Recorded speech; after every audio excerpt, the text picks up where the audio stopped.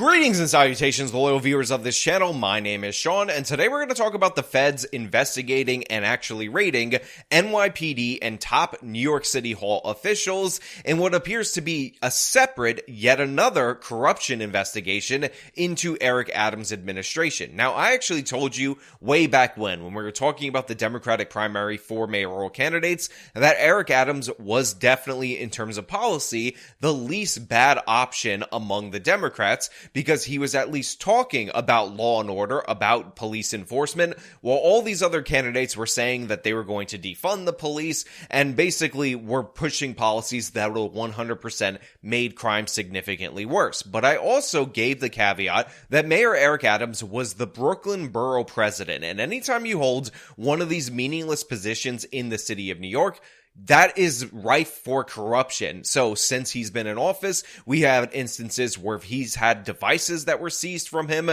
There's this investigation into illegal campaign contributions and influence peddling when it comes to the nation of Turkey, and a bunch of different officials have gone down over time. But today's video is about a completely separate potential corruption investigation, and this of course involves the former police commissioner, because he just resigned, Edward Caban, and his twin brother. Now, we're going to get into this. I'm going to break this down for you. But before I do, I want to thank everybody who supports this channel via actualjusticewarrior.com/join. Give me the money.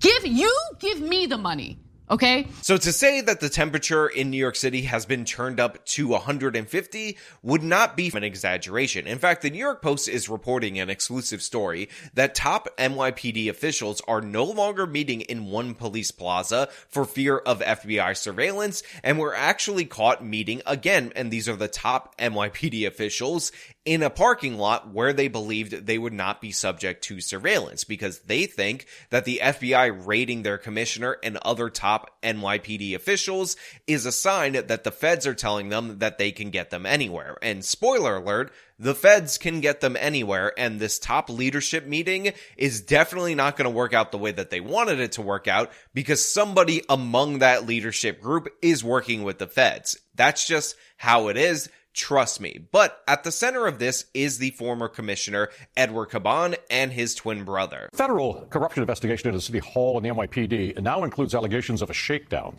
A Brooklyn bar owner says he was told that his problems with the NYPD would go away if he paid the police commissioner's brother. And he says it was a worker in the mayor's office who tried to help arrange that deal. Now, the local news is talking about a potential pay-to-play scheme that involves Caban's twin brother and nightclubs and bars in the city of New York, where essentially the NYPD busts your balls if you're a bar owner or a nightclub owner up until the point that you decide to seek out help. But what is required for you to get the NYPD off your back is a little bit of money being paid to Edward Caban's brother as a form of a protection racket. I felt like it was like I got an ultimatum. Like, it's either you get with this or you're going to get shut down.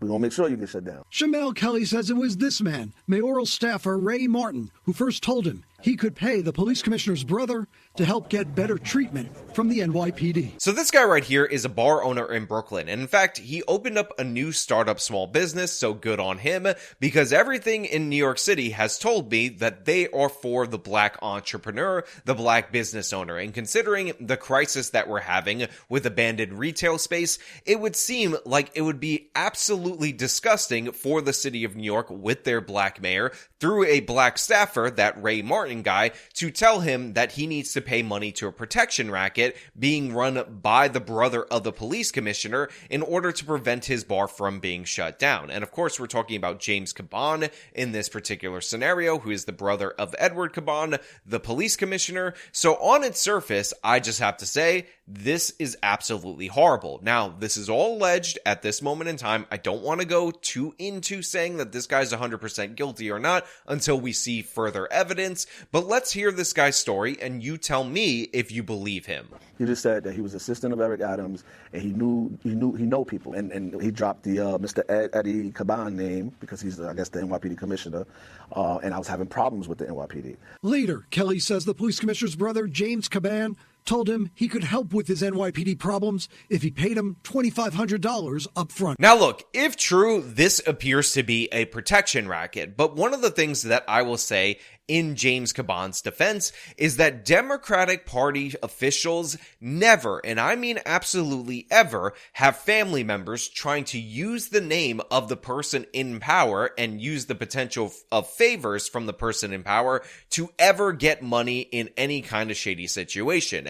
That is exactly what we learned from the Hunter Biden situation. There was no way, shape, or form that he didn't get that job at any of those places because of Joe Biden's name and political position, and the suggestion otherwise is absolutely disgusting in every possible way. So, while he might have been promising to be able to do this, we don't have any evidence at all whatsoever that he was actually working with Edward Caban in order to implement this. I mean, maybe we do have evidence of that. There's a reason why it wasn't just James, the former NYPD officer, who I believe was kicked off the force in 2001, that was raided by the FBI, but there's a reason Edward was raided, and there's a reason why he ended up resigning. But as of right now, I am disgusted by the suggestion because the Democrats are as pure as the driven snow. The state liquor authority says Kelly's bar was not facing any charges of wrongdoing. So real quick, I just want to point out that the fact that he had no issue at all whatsoever with the New York City Liquor Authority is a good sign for him, because you need about 47,000 different permits in order to operate a business in the city of New York,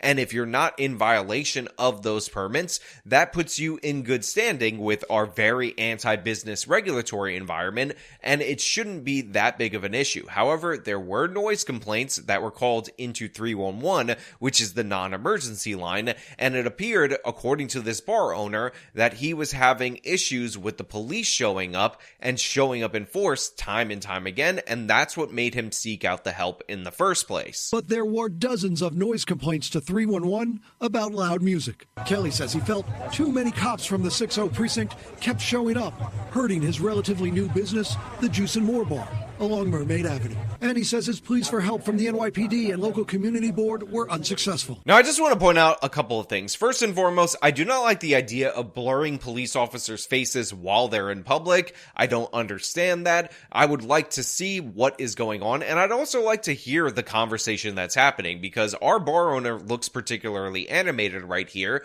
and if we are being fair to the Caban family, we could have a situation where he was actually somebody who was playing loud music constantly, was belligerent with the cops, and he ended up earning his bad reputation with them just like that. But what we're seeing right now, or what we appear to be seeing, is that if you did pay the money, if you did pay the extortion fee to the commissioner's brother, you would have the NYPD pulled off of you for all these different infractions that your business might be going through. And the fact of the matter is, that is not a good thing. That is not acceptable behavior. And yes, if the commissioner was involved in any way, shape, or form, he should definitely be indicted. But even this guy using his brother's name is a significant problem. And considering in order to become a police officer, they run a significant background check on you, or at least they did before the Black Lives Matter riots drove down recruitment, and they go to your associates that may be criminals in order to figure some stuff out about you.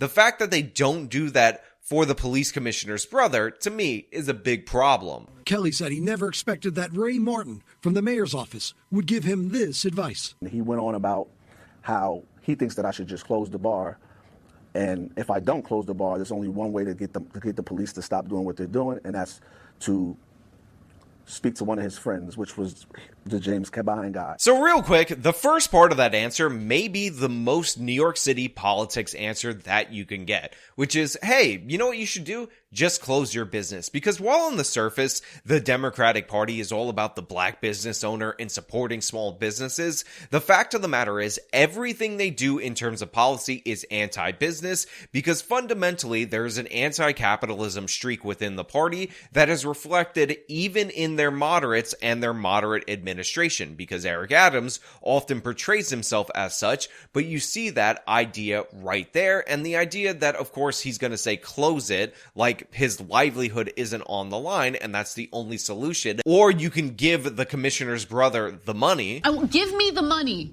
Give me the money. okay? James Caban, an ex-cop, is the twin brother of NYPD Commissioner Eddie Caban. To me, is absolutely horrible because you think about all the things that go into opening up a small business, the risk and all that, and you realize that a bunch of business owners are basically probably paying this extortion money, if true, and there's other ones that aren't paying that did get shut down due to constant raids by the NYPD, which again is absolutely horrendous. Now, I know a lot of people are going to say that all the individual cops involved should end up having problems and whatnot, but the fact of the matter is most of these grunt police officers that are being sent to these various sites have no idea why they're being deployed there. They're just being told to go after them, and probably Caban might have some connection beyond his brother with different people in the various departments, and he might be using his leverage of being the commissioner's brother on them. Kelly showed us phone records and text messages from August 2023, where Martin from the mayor's office allegedly encouraged Kelly to contact James Caban. Hey, Shamel, reminder to call James.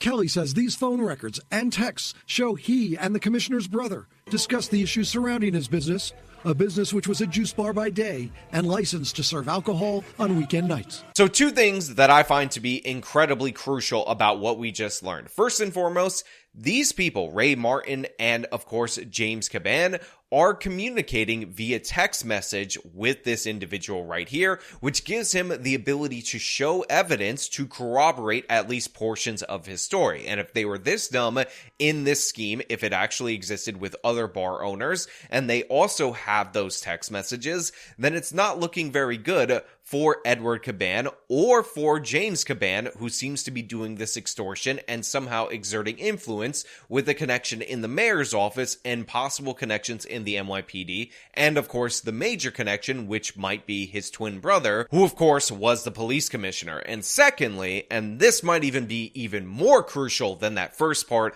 about all the evidence that's related to the case, is that a juice bar by day that serves liquor and operates as a nightclub on the weekends may be the most gentrified Brooklyn-sounding business I've ever heard, and the fact that they cut in to the patrons of said business and they appeared to all be white dudes at this particular location is not surprising at all. If this was also a bookstore, they would have hit the trifecta for gentrification business, and the quadfecta would have been if they also served frozen yogurt. So I just want to point that out, that this is a relatively new business, not a long-standing business in the borough of Brooklyn, that caters to a very hipstery clientele, if I do say so, based on the evidence that's presented to me in this video. Now, you might think that's not very important to the case, but it is, and I do think it should be told to you out there in the audience, because who wants to be bored with just facts and details and not opinion?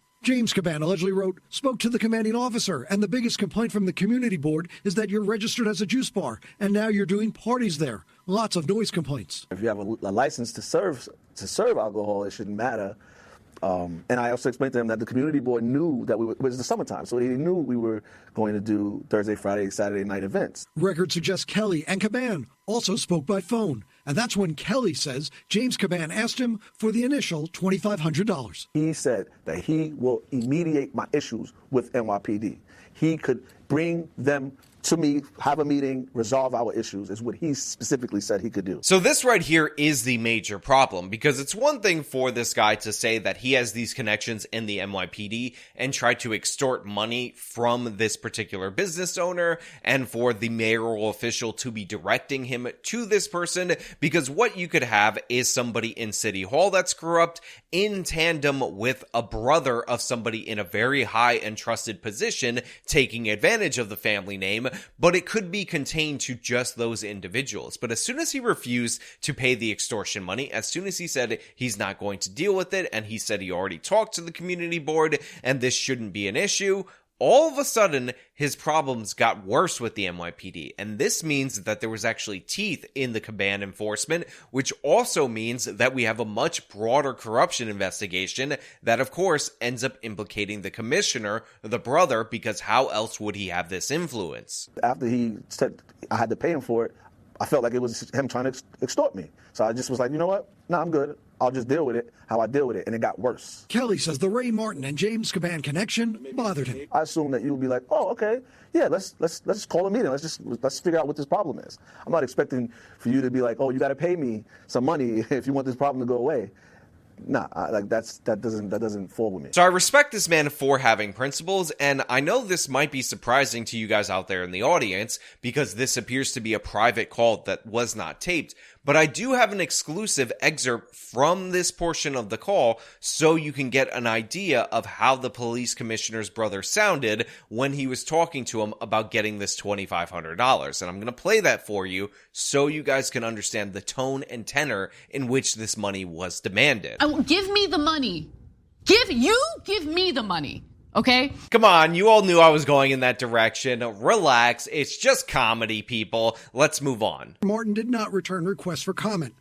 James Caban's attorneys issued this statement. Mr. Caban unequivocally denies any wrongdoing. His work as a consultant and acting as a liaison between the department and a private company is perfectly legal, especially given his previous career as an NYPD officer.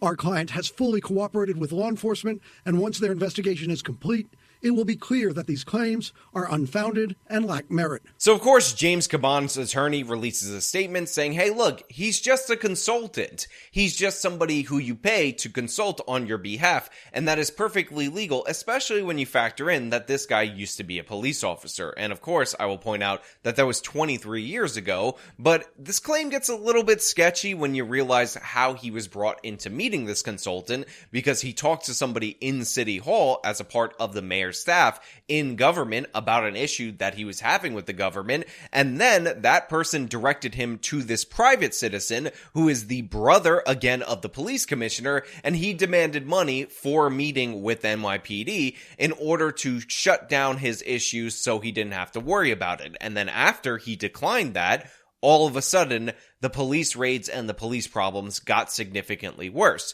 So, again, is he somebody who's just running a legitimate business, or is he somebody who legitimately has influence, is willing to use that to profit himself, and when you don't pay him, is willing to sick the dogs on you? Kelly is not just making the allegations now. He posted his concerns on social media back in February. But at the time, few noticed. So they say that this guy was trying to post about this and grab attention back in February of this year, but the fact of the matter is none of his posts ended up getting any attention. And I feel bad because if you're in a situation like this, if you have evidence to prove what you're saying, I want to be a person who's able to highlight that, and if you email me something like this and your sourcing and all that is good, then I will give you a platform in order to fight back against government corruption. Because again, this isn't just pro-police propaganda over here on this channel. We're trying to advocate for actual justice.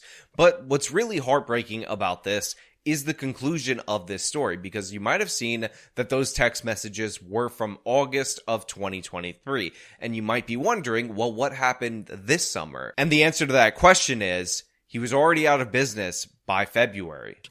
As for Juice and More, Kelly closed it down in February. I don't think it was just me. I think that that's probably a thing that's going on in New York City specifically, to be honest. Now look, it is hard out there for a small business owner. It's hard out there for a bar. It's hard out there for a juice bar. And even though his business sounded like the most Brooklyn thing of all time, the fact of the matter is when you're selling expensive drinks and people don't have a lot of money, that is going to create issues. Not to mention the fact that we have crime problems, not to mention the fact that rent is extraordinarily high. So we don't know for sure if that's the reason why his business closed down. But the fact of the matter is, this nonsense probably didn't help.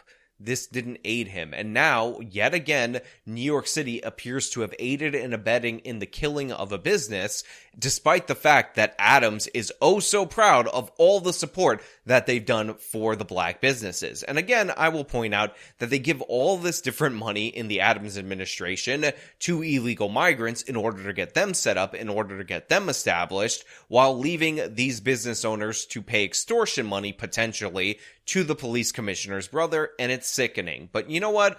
Those are just my thoughts. I want to know what you guys think about this down in the comments below. And if you like this video, show them by leaving a like, subscribe for more content, follow me on my social medias, support me via the support links in the description of this video. This has been me talking about ended up being a tragic story about the city of New York. Till next time.